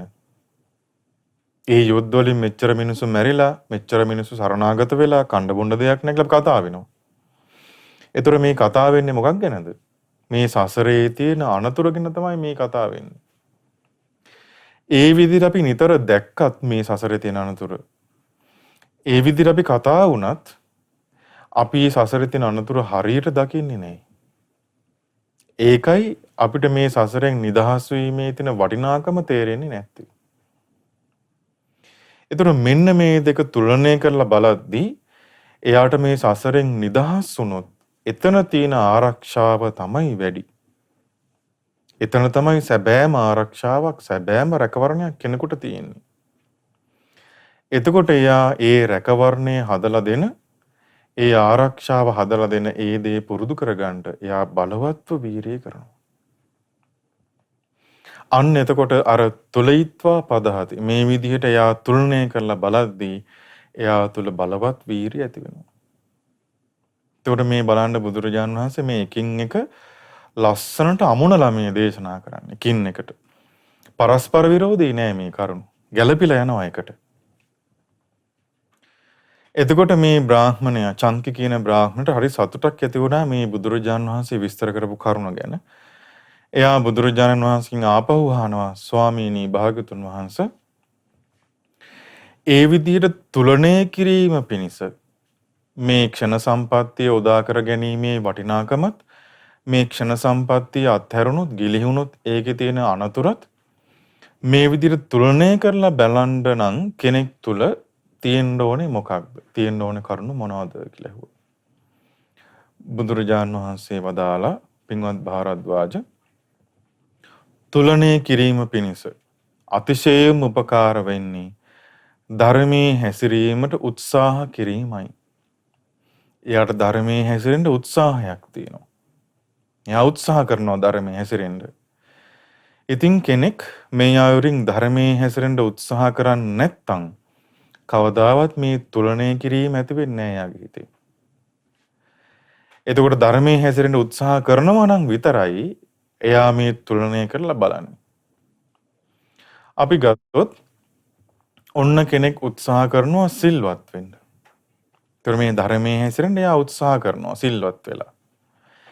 එතකොට මේ සිල්වත් වෙනකොට එයාට තේරෙනවා එයා ඉස්සල්ලා හිටපු විදිහයි දැන් එයාගේ ජීවිතේ ටික ටික වෙනස් වෙලා යනවා ධර්මයේ තුල. ධර්මයේ හැසිරෙන්න උත්සාහ කරද්දි කෙනෙක්. ඔන්න කෙනෙක් මෛත්‍රී භාවනාව කරනවා. එතකොට එයා ඉස්සර කේන්ති යන කෙනෙක් නම් දැන් මේ මෛත්‍රී භාවනාව කරන්න උත්සාහ කිරීම තුළ එයා දැන් ටිකක් සංවර වෙනවා. ඒතර ඒ ධර්මයේ හැසිරෙන්න උත්සාහ කරද්දී එයාට තේරෙනවා එයාගේ ජීවිතේ වෙනසක් හොඳ පැත්තට. එතකොට මේ කල්යාණ මිත්‍රව ඇසුරු කරත් එයාට තේරෙනවා එයාගේ ජීවිතේ මේ හොඳ පැත්තකට වෙනස් වෙනවා. එතකොට අර උත්සාහ කරනවා මේ ධර්මයේ හැසිරෙන්න. සිල්වත් වෙන්න උත්සාහ කරනවා. කල්යාණ මිත්‍ර ඇසුරට එයා වැටෙන්න උත්සාහ කරනවා. ඇසුරු කරන්න උත්සාහ කරනවා. බණ භාවනා කරන්න උත්සාහ කරනවා. එතකොට මෙයාට තේරෙනවා තමන්ගේම ජීවිතයේ වෙනසක්. එතකොට මේ වෙනස ඇති වෙනකොට මෙයා තුලණය කරනවා. මට මේ වෙනස ඇති වුණේ ධර්මයේ තුලින්. මට දැන් මේ මගේ හිත පාලනය කරගන්න පුළුවන්කම ඇති වුණේ, සංවර කරගන්න පුළුවන්කම ඇති වුණේ ධර්මයේ තුලින්. මට මේ කල්යාණ මිත්‍ර පිරිසක් ඇසුරු කරන්න මේ අවස්ථාව ලැබුණේ මේ ධර්මයේ තිබ්බ නිසා. කල්යාණ මිත්‍ර පිරිසක් හිටපු නිසා. තුලණය කරන්න පෙළඹෙනවා එයා. එතකොට මේ තුලණය කරද්දී එයා ධර්මයේ කරා තමයි යන්නේ. එතකොට මේ ධර්මයේ හැසිරෙන්න උත්සාහ කිරීම අපේ හිත තුල තියෙන්න ඕනේ. අපේ ජීවිතය තුළ තියෙන්න ඕනේ. එතකොට එයා තුලණය කරලා බලනවා. එතකොට මේ චංකි කියන බ්‍රාහ්මණයා ආපහු අහනවා ගෞතමයන් වහන්සේ ඒ විදිහට ධර්මයේ හැසිරෙන්න උත්සාහ කරනවා නම් කෙනෙක් යම් කිසි පුද්ගලයෙක් මේ ධර්මයේ හැසිරෙන්න උත්සාහ කරනවා නම් ඒ ධර්මයේ හැසිරෙන්න උත්සාහ කිරීම ඇති වෙන්නේ කුමක් තිබ්බොත් මොන කරුණක් මතද කෙනෙක් ධර්මයේ හැසිරෙන්න උත්සාහ කරන්න පෙළඹෙන්නේ. බුදුරජාණන් වහන්සේ වදාලා භාරද්වාජ ධර්මයේ හැසිරීමට උත්සාහ කිරීම පිණිස අතිශයින්ම උපකාර වෙන්නේ ධර්මයේ හැසිරෙන්න ඇති කැමැත්තයි. කෙනෙකුට තියෙන්න ඕනේ ධර්මයේ හැසිරෙන්න කැමැත්තක්. ඒ කැමැත්ත නැත්තම් කිසි දෙයක් කරන්න බෑ. දැන් බුදුරජාණන් වහන්සේ වදාලා 이르දිපාදයක් විදිහට තියෙනවා ඡන්ද 이르දිපාදය කියලා අපි කතා වෙන්නේ. ඒ කියන්නේ එයාට බලවත් කැමැත්තක් තියෙන්නේ ධර්මයේ හැසිරෙන්න. එතකොට මේ බලවත් කැමැත්ත දැන් ඡන්ද 이르දිපාදය කියලා කියන්නේ බලවත් කැමැත්ත මුල් කරගෙන එයා අකුසල් දුරු කරලා කුසල් උපද්දවාගෙන සමාධියක් උපද්දවාගෙන සසර දුකෙන් නිදහස් වෙන විදිහට මාර්ගය වැඩෙනවා. ඡන්ද 이르දිපාදය කියලා කියන්නේ. එතකොට මේ ධර්මයේ හැසිරෙන්න කැමැත්තක් තියෙන්න ඕනේ. ඒ කැමැත්ත නැත්තම් එයාට ධර්මයේ හැසිරෙන්න අවස්ථාව තිබ්බත් ධර්මයේ හැසිරෙන්න විවේකයක් තිබ්බත් හැසිරෙන්නේ නැහැ. දැන් අපි ළඟ තියෙන්න ඕනේ සීලයක් පුරුදු කරගන්න කැමැත්තක්. ධර්ම ශ්‍රවණය කරලා ධර්මඥානයක් ඇති කරගන්න කැමැත්තක් තියෙන්න ඕනේ. කල්යාණ මිත්‍ර ඇසුරක් කරන්න කැමැත්තක් තියෙන්න ඕනේ. කැමැත්තක් හිතේ තියෙන්න ඕනේ. එතකොට ඒ කැමැත්ත නිසායි ඒ කැමති දේ ලබා ගන්න උත්සාහ කරන්නේ. දැන් අපි සාමාන්‍ය ජීවිතේ කතා කළත් සාමාන්‍ය ජීවිතය ගැන හිතුවත් අපි කැමති නම් යම් කිසි දෙයකට බලවත්ව කැමති නම් අපි යම් කිසි දෙයකට ඒ දේ ලබා ගන්න උත්සාහ කරන පිරිස් නැද්ද මේ ලෝකේ? එයා ඒ කැමති දේ ඉෂ්ට කරගන්න බලවත් ලෙස උත්සාහ කරන පිරිස් ඉන්නවා. ආන් ඒ වගේ මේ ධර්මයේ හැසිරෙන්න බලවත් කැමැත්තක් කෙනෙකුට තිබුණා. එයා ඒ ධර්මයේ හැසිරෙන්න තියෙන කැමැත්ත නිසා එයා උත්සාහ කරනවා කැමති දේ ලබා ගන්න. එයා ඒ උත්සාහය අත්හරින්නේ. එතකොට බුදුරජාන් වහන්සේ වදාලා ආන්ගේ කැමැත්ත නිසාමයි කෙනෙක් ධර්මයේ හැසිරෙන්න උත්සාහ කරන්නේ. ඒ කැමැත්ත නැත්තම් එයා ධර්මයේ හැසිරෙන්න උත්සාහයක් කරන්නේ නැහැ. එතකොට චංකි බ්‍රාහ්මණය අහනවා ගෞතමයන් වහන්සේ ධර්මයේ හැසිරෙන්න කැමැත්ත කියන එක කෙනෙක් ළඟ තියෙනවා නම් ඒ ධර්මයේ හැසිරෙන්න කැමැත්ත ඇති වෙන්නේ කොහොමද කෙනෙක්ගේ ජීවිතේ? බුදුරජාන් වහන්සේ වදාලා භාරද්වාජ ධර්මයේ හැසිරෙන්න කැමැත්ත ඇති කරගන්නවා නම් කෙනෙක් එයා ළඟ තියෙන්න ඕනේ. එයාට තියෙන්න ඕන කරුණක් තමයි දහම් කරුණු අවබෝධ කර ගැනීම. මේ ධර්මයේ ශ්‍රවණය කරද්දී ඒ කරුණු අවබෝධ කරගත්තොත් තමයි එයාට ඒ දේ හැසිරෙන්න කැමැත්තක් ඇති වෙන්නේ. දැන් මේ සීලය ගැන කියද්දී ඒ සීලයේ තියෙන වටිනාකම අවබෝධ වෙද්දී තේරුම් යද්දී තමයි එයාට ඒ සීලයක් රකින්න කැමැත්තක් ඇති වෙන්නේ. එයාට මේ බණ භාවනා කරද්දී ඒ තියෙන පහසුව, ප්‍රීතිය, සැපය එයාට තේරුම් යද්දී තමයි එයාට ඒ බණ භාවනාව දිගටම කරගෙන යන්න කැමැත්ත ඇති වෙන්නේ. එතකොට හිතන්න දැන් අපි හිතමු ඔන්න කේන්ති යන මිනිහෙක් හිටියා. එයාට අහන්න ලැබෙනවා මේ මෛත්‍රී භාවනාව තමයි මේ කේන්තිය පාලනය කරගන්න තියෙන ක්‍රමය. පුරුදු කරනවා මෙයා. එයා කාලයක් තිස්සේ පුරුදු කරද්දී දැන් මෙයාට තේරෙනවා ඉස්සර වගේ කේන්ති යන්නේ නැහැ දැන් මට. මට දැන් මේ ඇතිවෙන කේන්තිය පාලනය කරගන්න හැකියාවක් තියෙනවා. දැන් මෙයාට මේකෙන් මේ පහසුව දැනෙනකොට මේ කේන්තිය පාලනය කරගන්නකොට ඒ තියෙන පහසුව දැනෙනකොට එයාටම තමන් තුළින් මේක තේරුම් යනකොට කවුරුත් කියන්න ඕන ඊට පස්සේ මෛත්‍රී භාවනාව කළොත් ඔක හරි කියලා. තමන්ම දන්නවා දැන් ඒක. එයා තුළින්ම එයා තේරුම් ගත්ත එකක් ඒක. ඒ වගේ මේ දහම් කරුණු තමන්ට තේරුම් යනකොට තමයි ඒ ධර්මයේ හැසිරෙන්න කැමැත්ත ඇති වෙන්නේ. මේ සීලේ තියෙන වටිනාකම තේරුම් යනකොට තමයි සිල්වත් වෙන්න කැමැත්ත උපදින්නේ.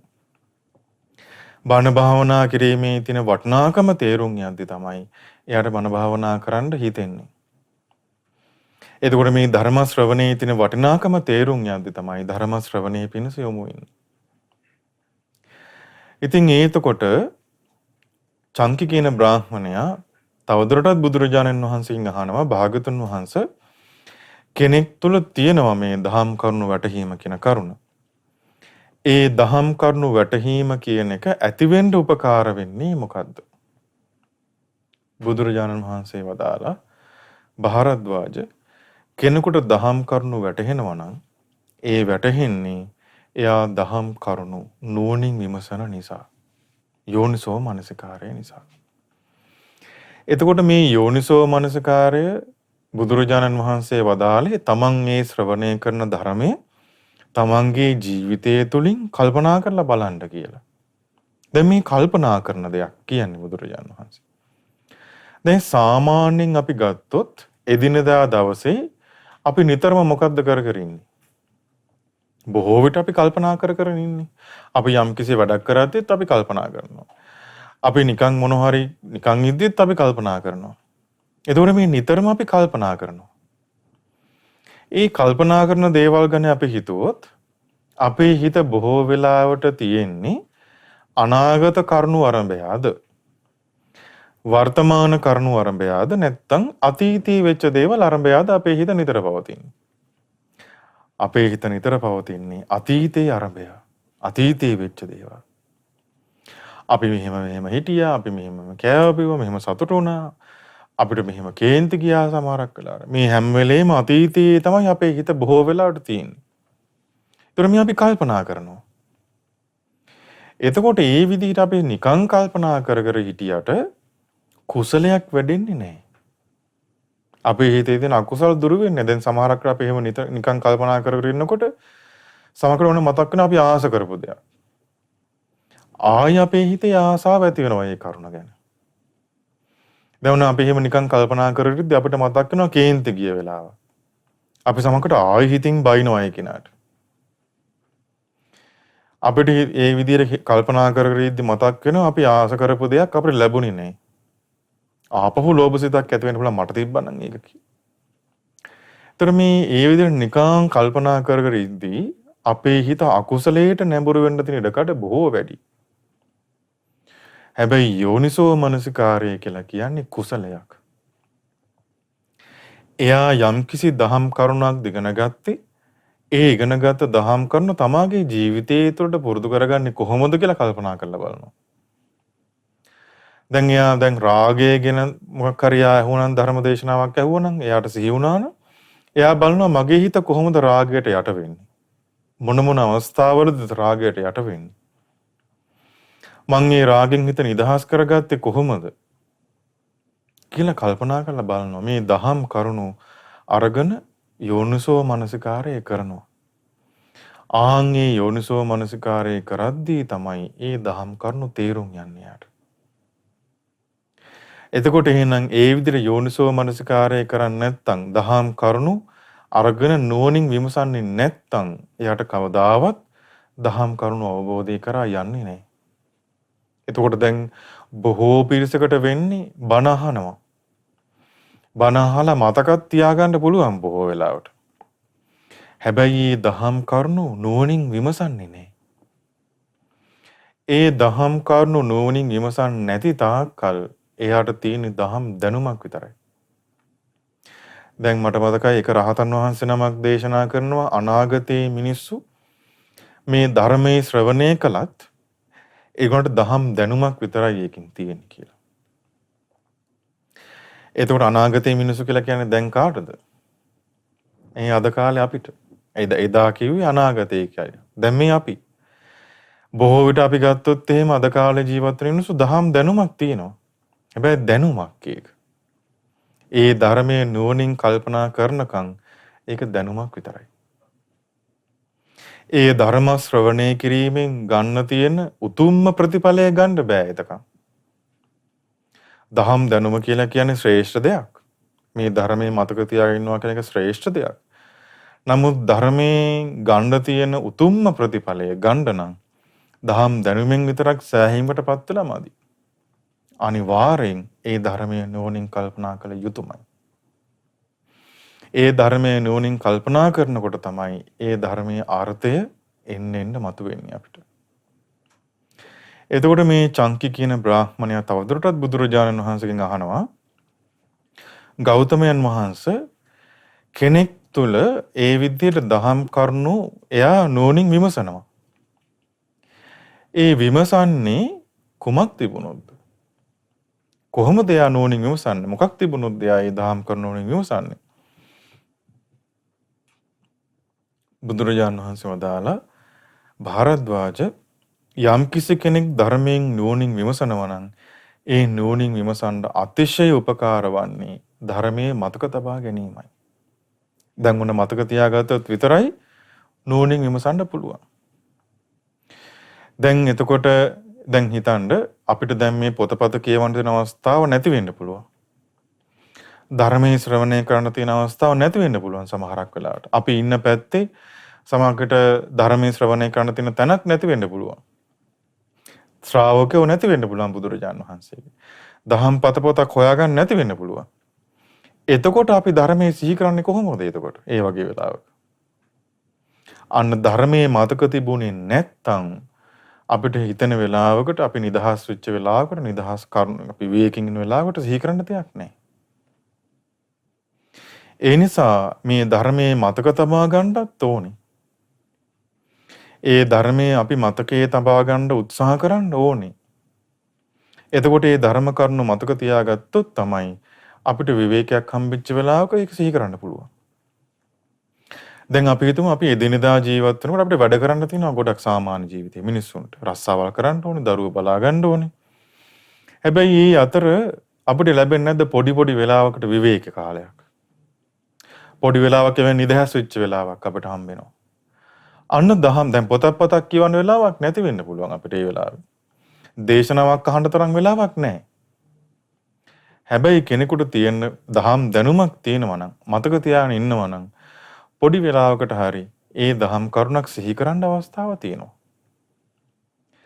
එතකොට එහෙනම් මේ ධර්මයේ මතක තියාගෙන හිටියොත් එයාට මේ දහම් කරුණු නුවණින් විමසන හැකියාව ගන්න පුළුවන්. ඇති කරගන්න පුළුවන්. එතකොට චංකි බ්‍රාහ්මණය අහනවා ගෞතමයන් වහන්සේ ධර්මයේ මතක තබා ගැනීම පිණිස බොහෝපකාර වෙන්නේ මොකක්ද? බුදුරජාණන් වහන්සේ වදාළ භාරද්වාජය ධර්මයේ මතක තබා ගැනීම පිණිස අතිශයින්ම උපකාර වෙන්නේ ධර්ම ශ්‍රවණය. අපි නිතර නිතර ධර්මයේ ශ්‍රවණය කරනවා නම් ධර්මය අහනවා නම් පොතපත කියවනවා නම් ආන් එයාට ධර්මයේ මතක හිටිනවා. දැන් බොහෝ වෙලාවට අපි ගත්තොත් දැන් අපි එදිනෙදා කරන කටයුතු සමහරක් වෙලාවට අපේ රස්සාවට අවශ්‍ය කරන කටයුතු අපිට මතක තියෙනවානේ. අමතක වෙන්නේ නැහනේ. සමහරකට අපි ඉගෙන ගත්ත දේවල් මතක තියෙනවා. අපි රස්සාව කරන්නේත් ඒ දේම නම්. එතකොට හේතුව අපි නිතර නිතර අපි ඉගෙන ගත්ත දේවල් පාවිච්චි කරනවා. එතකොට ඒවා අමතක වෙන්නේ නැහැ. එතකොට මේ ධර්ම ශ්‍රවණය කරද්දිත් අපි නිතර නිතර ධර්මයේ ශ්‍රවණය කරනවා නම් ආන්ගේ ධර්මයේ අපෙන් අමතක වෙන්නේ නැහැ. එතකොට මේ ධර්මයේ ශ්‍රවණය කරද්දී මේක අහලා නතර කරන එකක් නෙමෙයි මේ ශ්‍රවණය කියලා කියන්නේ. බණක් ඇහුවා දැන් ඉවරයි. දැන් බොහෝ වෙලාවට මිනිස්සු කතා වෙන දෙයක් තමයි අපි බණ අහනවා. හැබැයි සමහරක්කට ඇහුවොත් මොකක්ද අහපු සූත්‍රය කියලා මතක නැහැ. මොකක්ද මේ සූත්‍රයේ මොනවද තිබිච්ච කරුණු කියලා ඇහුවොත් මතක නැහැ. එතකොට එහෙනම් මේ ධර්මයේ ශ්‍රවණය කළාට මතක නැහැ. දැන් අපි සාමාන්‍ය ගත්තොත් මේ වෙනකොට අපේ මතක ශක්තිය ගොඩක් අඩුයි. අද කාලේ ජීවත් වෙන මිනිස්සුන්ගේ මතක ශක්තිය ගොඩක් අඩුයි. හැබැයි ඒ අඩු වුණත් අපි නිතර නිතර ශ්‍රවණය කරනවා නම් ඒ නිතර නිතර ශ්‍රවණය කිරීම නිසා ඒ අපි ශ්‍රවණය කරන දේ මතක හිටින්න පටන් ගන්නවා. එතකොට මේ ධර්මයේ මතක තබා ගන්නවා කියන කරුණ ඇති කර ගන්න නම් අනිවාර්යෙන් ධර්මයේ නිතර නිතර ශ්‍රවණය කරන්න ඕනේ. ඊළඟට මේ චංකී කියන බ්‍රාහ්මණය අහනවා බුදුරජාණන් වහන්සේගෙන් ධර්ම ශ්‍රවණේ පිණිස බොහෝ උපකාර වෙන්නේ මොකද්ද? බුදුරජාණන් වහන්සේ වදාලා ධර්ම ශ්‍රවණේ පිණිස අතිශයින්ම උපකාර වෙන්නේ ඊටා හොඳින් ඇහුම්කන් දීගෙන සිටීම. දැන් අපි බොහෝ යට බණ අහද්දී වුණත් හොඳින් ඇහුම්කන් දෙනවද? දැන් බුදුරජාණන් වහන්සේ බොහෝ යට ධර්ම ශ්‍රවණ ධර්මයේ දේශනාවක් පටන් ගද්දී බුදුරජාණන් වහන්සේ වදාරනවා තං සුනාත සාදුකං මනසිකරවත. මහණෙනි මේ ධර්මයේ හොඳට ශ්‍රවණය කරන්න.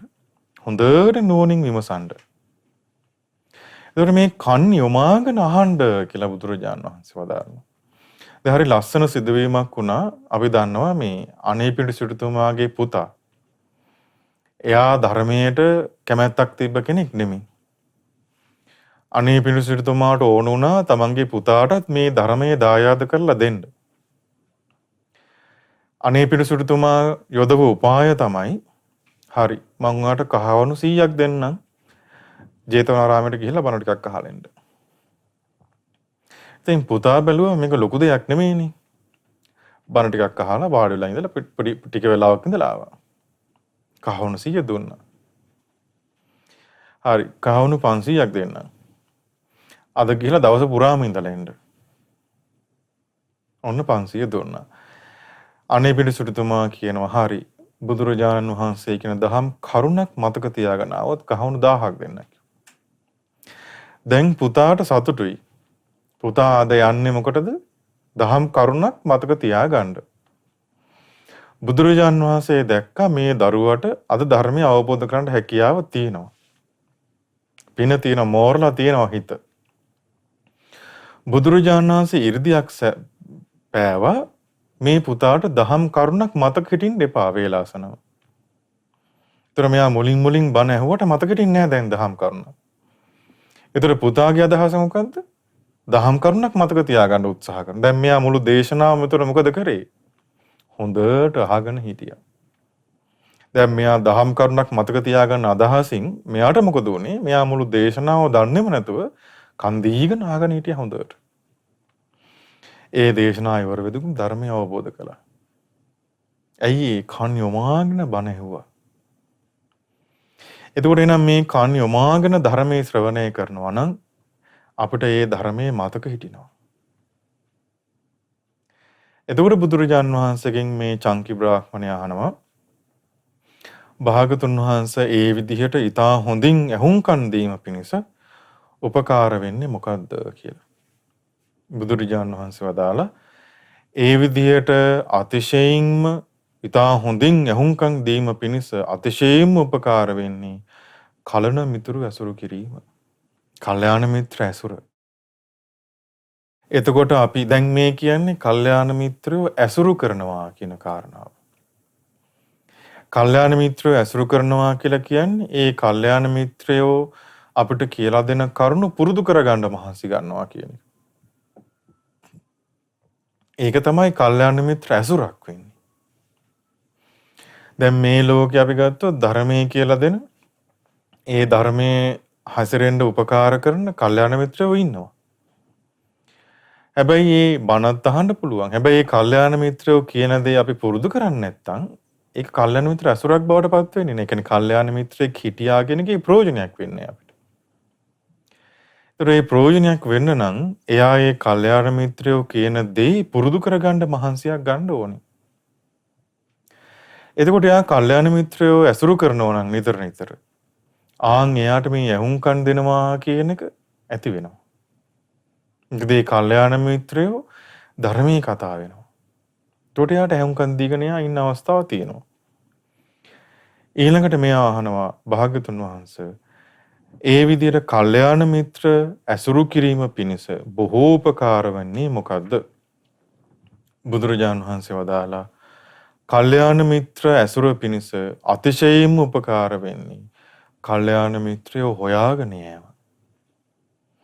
එතකොට මේ ලෝකේ කල්යාණ මිත්‍රයෝ ඉන්න පුළුවන්. ඒ කල්යාණ මිත්‍රයෝ කරා ගියොත් තමයි ඒ කල්යාණ මිත්‍රයන්ගේ ඇසුර අපිට ලැබෙන්නේ. එතකොට මේ කල්යාණ මිත්‍රයන් හොයාගෙන යන්න ඕනේ. සමහර තැන්වලදී බුදුරජාණන් වහන්සේ වදාලා දැන් ඔන්න කල්යාණ මිත්‍රයෝ ඉන්නවා. එයා ඒ කල්යාණ මිත්‍රය ඇසුරු කරගෙන වාසය කරද්දී එයාගේ හිතේ අකුසල් දුරු වෙනවා. එයාගේ හිත කුසලයට යොමු වෙනවා. බුදුරජාන් වහන්සේ වදාලා ඒ කල්යාණ මිත්‍රයා පැන්නුවත් යන්න එපා. ඒ කල්යාණ මිත්‍ර ඇසුර කරගෙන ඉද්දී කුසල් වැඩෙනවා නම් අකුසල් දුරු වෙනවා නම් ඒ කල්යාණ මිත්‍රයා යන්න කිව්වත් යන්න එපා. බුදුරජාන් වහන්සේ වදාළේ එහෙම. ඒකට හේතුව මේ ලෝකයේ අතිශය දුර්ලභ කාරණාවක් තමයි කල්යාණ මිත්‍රයෝ කියන්නේ. කල්යාණ මිත්‍ර ඇසුර කියන එක අතිශය දුර්ලභ කාරණාවක් මේ ලෝකේ. ඒ නිසා මේ විදිහට අපිට කුසල් වැඩෙනවා නම් යම් කිසි කෙනෙක් ඇසුරු කරගෙන වාසය කරද්දී අකුසල් දුරු වෙනවා නම් ගහලා පැන්නුවත් යන්න එපා. එතකොට චංකි බ්‍රාහ්මණයා බුදුරජාණන් වහන්සේගෙන් අහනවා භාග්‍යතුන් වහන්සේ ඒ විදිහට කල්යාණ මිත්‍රයන් හොයාගෙන යෑම පිණිස උපකාර වෙන්නේ මොකක්ද? බුදුරජාණන් වහන්සේ වදාලා කල්යාණ මිත්‍රයෝ හොයාගෙන යනවා නම් කෙනෙක් ඒ යන්නේ අනිවාර්යයෙන්ම ශ්‍රද්ධාවන්ත කෙනෙක්. ශ්‍රද්ධාව බුදුරජාණන් වහන්සේගේ අවබෝධය කෙරෙහි විශ්වාස කරන කෙනෙක් විතරයි කල්යාණ මිත්‍රයෝ හොයාගෙන යන්නේ. ඒ බුදුරජාණන් වහන්සේගේ අවබෝධයේ විශ්වාස කරන්නේ නැති කෙනෙක් කවදාවත් කල්යාණ මිත්‍රයෙක් හොයාගෙන යන්නේ නැහැ. ඒ නිසා ශ්‍රද්ධාවන්තයෙක් තමයි කල්යාණ මිත්‍රයෙක් හොයාගෙන යන්නේ. ඒතර කල්යාණ මිත්‍රයෙක් යම් කිසි කෙනෙක් කල්යාණ මිත්‍රයෙක් හොයාගෙන ගියා නම් අනිවාර්යෙන් ඒ කෙනා ශ්‍රද්ධාවන්ත කෙනෙක්මයි. ඒතර බුදුරජාණන් වහන්සේගේ අවබෝධය විශ්වාස කිරීමෙන් තමයි මේ සම්පූර්ණ ගමන පටන් ගත්තේ. එතකොට බුදුරජාණන් වහන්සේ වදාළ විදිහට ශ්‍රද්ධාව තියෙන කෙනා කල්යාණ මිත්‍රයෝ හොයාගෙන යනවා. කල්යාණ මිත්‍රයෝ හොයාගෙන යනකොට කල්යාණ මිත්‍ර ඇසුර ඇති වෙනවා. කල්යාණ මිත්‍ර ඇසුර නිසා ඇහුම්කන් දෙනවා. ඇහුම්කන් දෙනකොට ධර්මයේ ඇහෙනවා. ධර්මයේ ඇහෙනකොට ඒ ධර්මයේ මතක හිටිනවා. ඒ මතක හිටින ධර්මයේ නුවණින් කල්පනා කරනවා. කල්පනා කරනකොට ඒ ධර්මයේ ධර්ම කරුණු අවබෝධය කරා යනවා. ධර්ම කරුණු අවබෝධය කරා යනකොට ඒ ධර්මයේ හැසිරෙන්න කැමැත්තක් ඇති වෙනවා. ඒ කැමැත්ත නිසා ධර්මයේ හැසිරෙන්න උත්සාහ කරනවා. උත්සාහය නිසා තුලණය කරනවා. තුලණය කරලා බලවත් වීරිය කරලා ආර්ය සත්‍ය අවබෝධය කරා යනවා. එතකොට මේ සම්පූර්ණම ආර්ය සත්‍ය අවබෝධය කරා යන්න අවශ්‍ය කරන වැඩපිළිවෙල බුදුරජාණන් වහන්සේ මේ චංකී බ්‍රාහ්මණයාට ලස්සනට මේ විදිහට කියලා දුන්නා. එතකොට යම්කිසි කෙනෙකුට පුළුවන්කම තියෙනවා නම් මේ විදිහට මේ කරුණු මුලින් ඉඳන් ඇති කරගෙන යන්න ඉස්සරහට එයාගේ ගමන කෙලවර වෙන්නේ සත්‍ය අවබෝධ කරලා. ඒ නිසා අපිටත් මේ බුදුරජාණන් වහන්සේ චංකී බ්‍රාහ්මණයයි මේ ඇතිවෙච්ච ධර්ම සාකච්ඡාව අපිට බොහෝ වැදගත්. බොහෝ උපකාර වෙනවා. ඉතින් මේ කරුණුත් පුරුදු කරගෙන අපේ ජීවිතේට මේ ගෞතම සාසනයේදී උතුම් චතුරාර්ය සත්‍ය අවබෝධ කර ගැනීම පිණිසම මේ අද කතා කරපු දහම් කරුණු අප සියලු දෙනාටම උපකාර වේවා. සාදු සාදු සාදු. පින්වත්නි, දැන් අපිට තියෙන්නේ භාවනා කරන්න අවස්ථාවක් තියෙනවා. ඉතින් කවුරුත් තමන් ඉන්න ඒ තැන්වලම පහසු විදිහකට වාඩි වෙලා අප ටික වෙලාවක් මෛත්‍රී භාවනාව පුරුදු කරගන්න උත්සාහ කරමු. කවුරුත් බොහොම පහසුවෙන් සැහැල්ලුවෙන් වාඩි වෙලා ඇස් දෙක පියාගෙන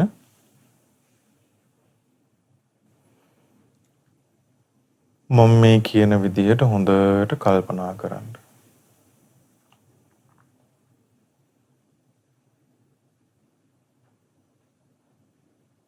ටික වෙලාවක් හොඳට තමන්ගේ ශරීරයට සිහිය පිහිටලා හිත බොහෝම නිදහස් කරගන්න අනිත් කරුණු වලින්.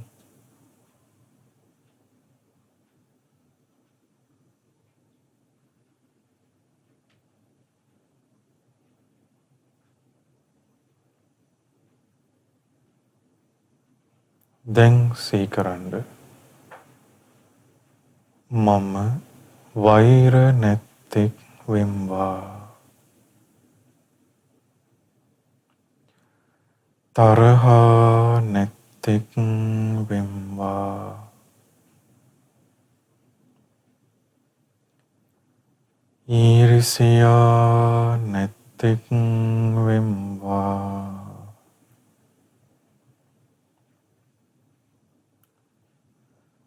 දුක් පීඩා නැත්තෙක් වෙම්වා. සුවසේ ජීවත් වෙම්වා.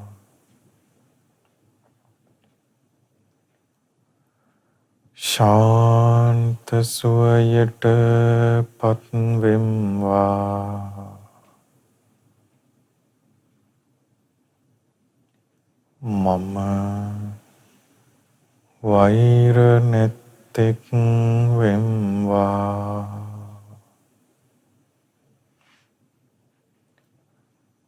තරහා නැත්තෙක් වෙම්වා.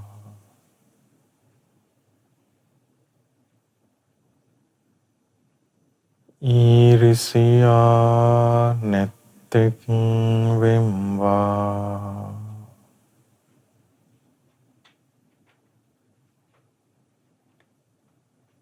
දුක් පීඩා නැත්තෙක් වෙම්වා.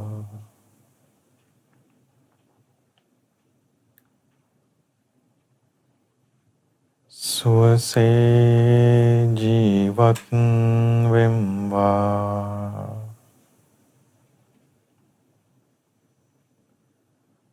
ශාන්ත සුවයට පත් වෙම්වා.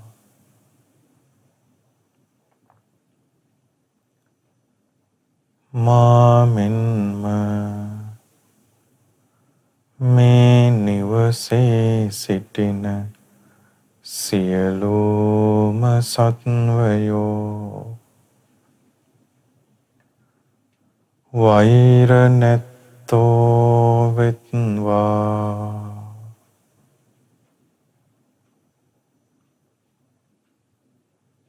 තරහා නැත්තෝ වෙත්වා.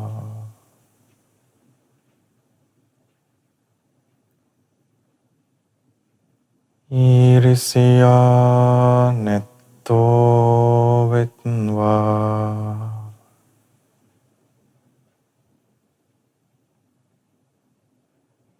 දුක් පීඩා නැත්තෝ වෙත්වා.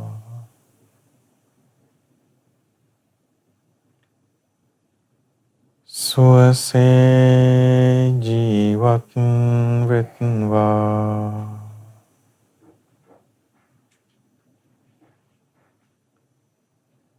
ශාන්ත සුවයට පත් වෙත්වා.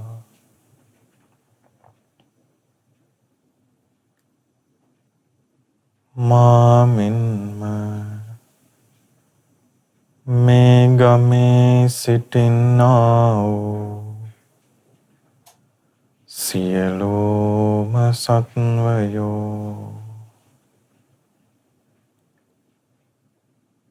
වෛර නැත්තෝ වෙත්වා.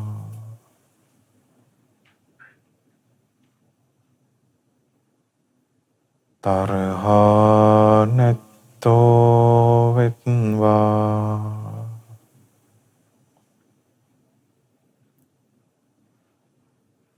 ඊර්ෂ්‍යා නැත්තෝ වෙත්වා.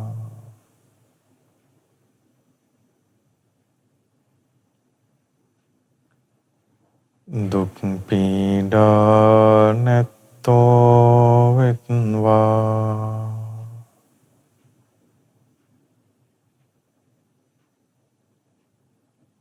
සුවසේ ජීවත් වෙත්වා.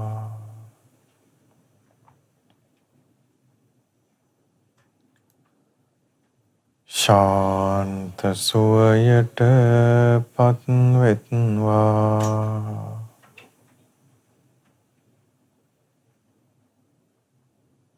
මා මෙන්ම මේ නගරයේ සිටින්නා වූ සියලුම සත්වයෝ වෛර නැත්තෝ වෙත්වා.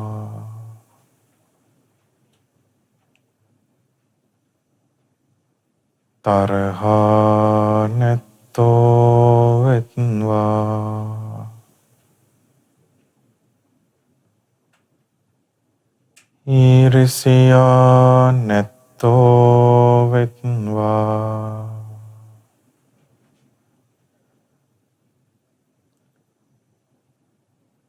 දුක් පීඩා නැත්තෝ වෙත්වා.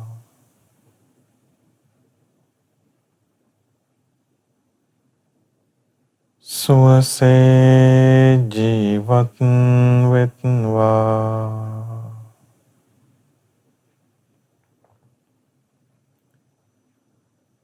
ශාන්ත සුවයට පත් වෙත්වා. මා මෙන්ම මේ පළාතේ සිටින්නා වූ සියලුම සත්වයෝ වෛර නැත්තෝ වෙත්වා.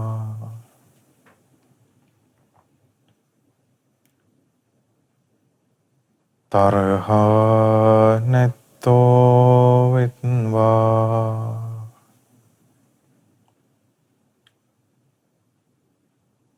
ඊර්ෂ්‍යා නැත්තෝ වෙත්වා.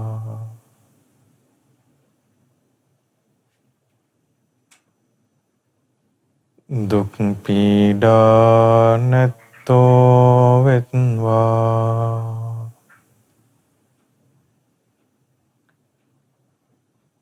සුවසේ ජීවත් වෙත්වා.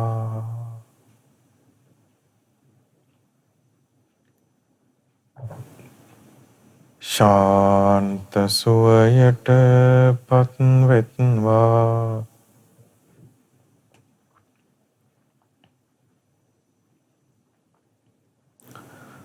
මාමෙන්ම මේ රටේ සිටින්නා වූ සියලුම සත්වයෝ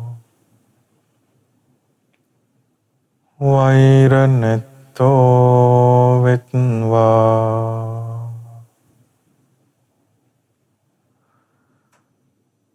තරහා නැත්තෝ වෙත්වා.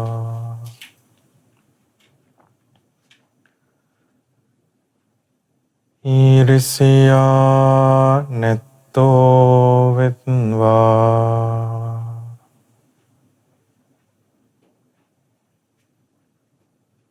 දුක් පීඩා නැත්තෝ වෙත්වා. සුවසේ ජීවත් වෙත්වා.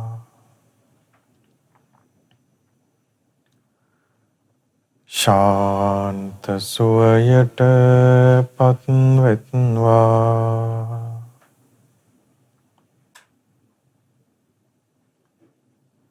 මාමෙන්ම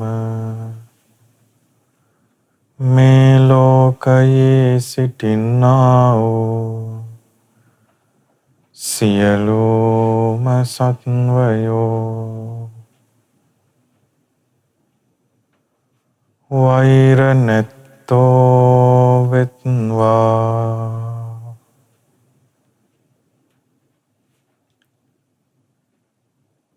තරහා නැත්තෝ වෙත්වා.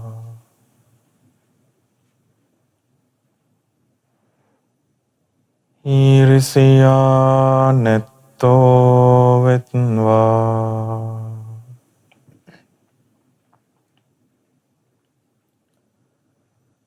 දුක් පීඩා නැත්තෝ වෙත්වා.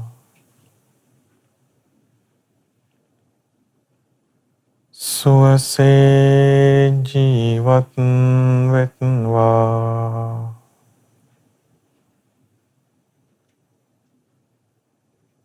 ශාන්ත සුවයට පත් වෙත්වා.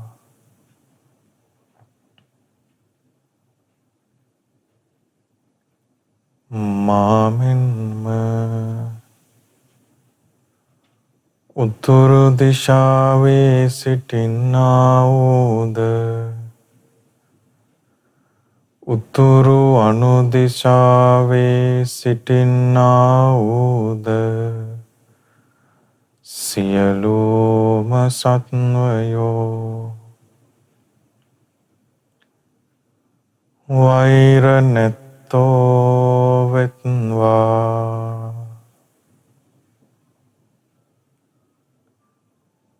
තරහා නැත්තෝ වෙත්වා.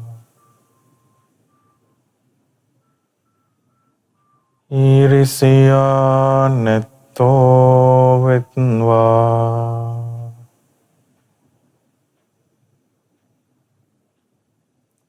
දුක් පීඩා නැත්තෝ වෙත්වා.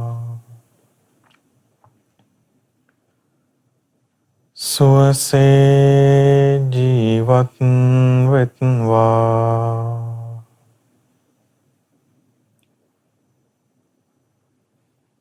ශාන්ත සුවයට පත් වෙත්වා.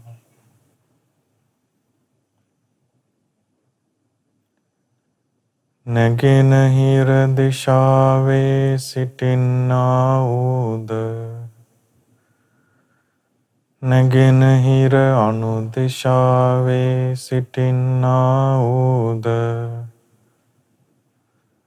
සියලුම සත්වයෝ වෛර නැත්තෝ වෙත්වා.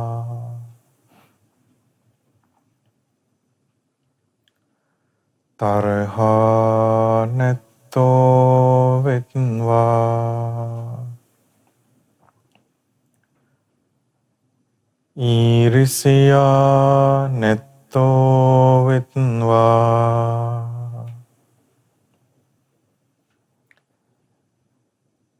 දුක් පීඩා නැත්තෝ වෙත්වා.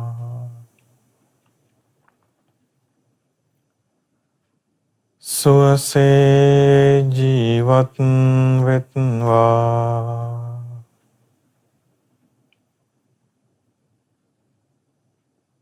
ශාන්ත සුවයට පත් වෙත්වා.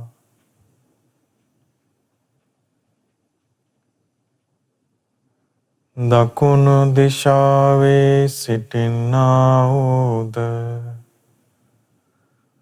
දකුණු අනුදිශාවේ සිටින්නා වූද සියලුම සත්වයෝ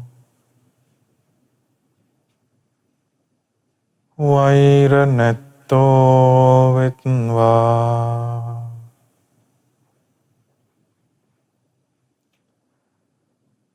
තරහා නැත්තෝ වෙත්වා.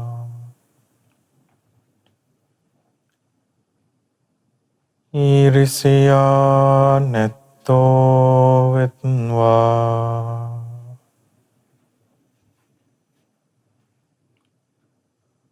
දුක් පීඩා නැත්තෝ වෙත්වා.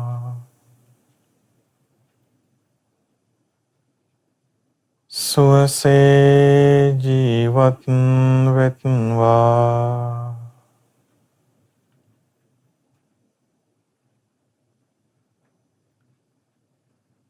ශාන්ත සුවයට පත් වෙත්වා.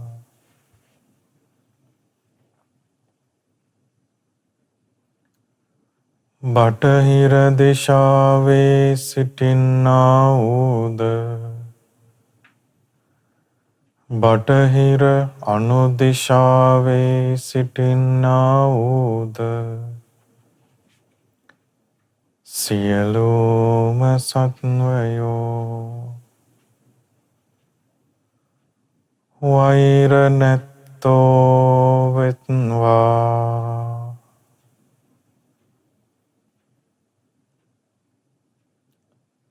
තරහා නැත්තෝ වෙත්වා.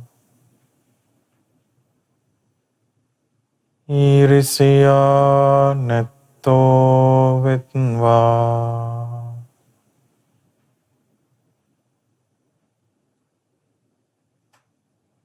දුක් පීඩා නැත්තෝ වෙත්වා.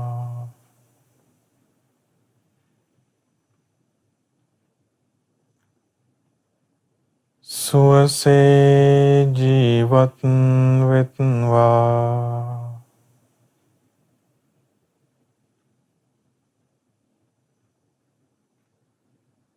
ශාන්ත සුවයට පත් වෙත්වා.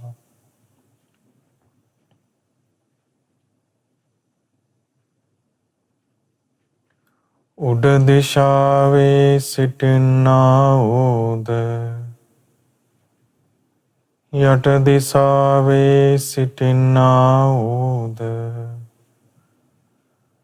සියලුම සත්වයෝ වෛර නැත්තෝ වෙත්වා.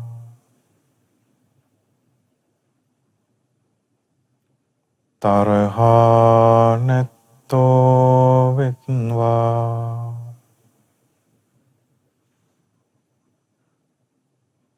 ඊරිසියා නැත්තෝ වෙත්වා.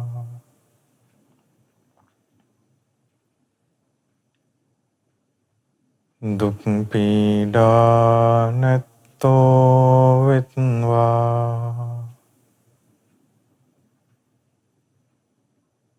සුවසේ ජීවත් වෙත්වා.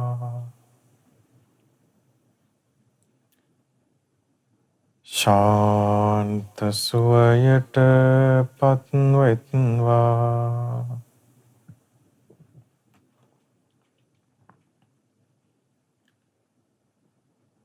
ඇසට පෙනෙන්නා වූද ඇසට නොපෙනෙන්නා වූද සියලුම සත්වයෝ වෛර නැත්තෝ වෙත්වා. තරහා නැත්තෝ වෙත්වා. ඊරිසියා නැත්තෝ වෙත්වා.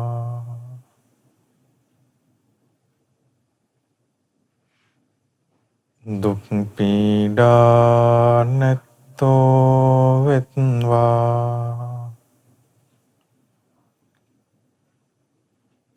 සුවසේ ජීවත් වෙත්වා.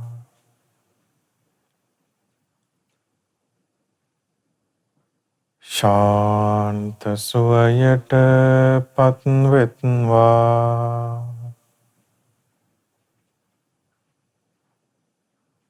දුර සිටින්නා වූද ළඟ සිටින්නා වූද සියලුම සත්වයෝ වෛර නැත්තෝ වෙත්වා.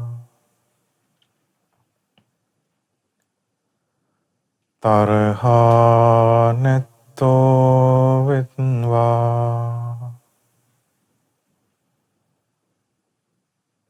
ඊරිසියා නැත්තෝ වෙත්වා.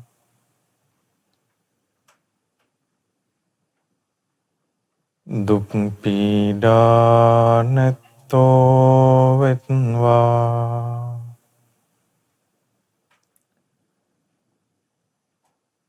සුවසේ ජීවත් වෙත්වා. ශාන්ත සුවයට පත්වෙත්වා.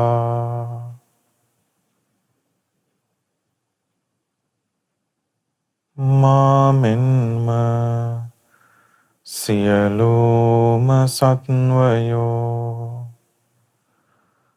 වෛර නැත්තෝ වෙත්වා. තරහා නැත්තෝ වෙත්වා. ඊරිසියා නැත්තෝ වෙත්වා.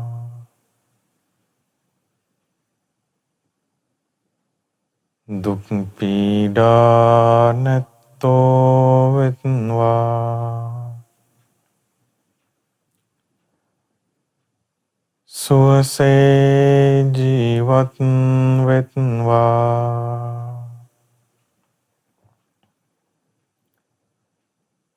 ශාන්ත සුවයට පත්වෙත්වා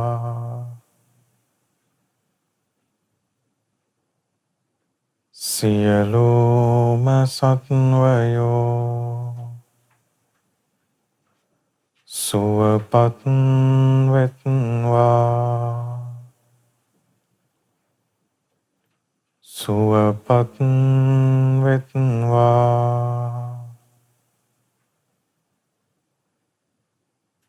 සුවපත් වෙත්වා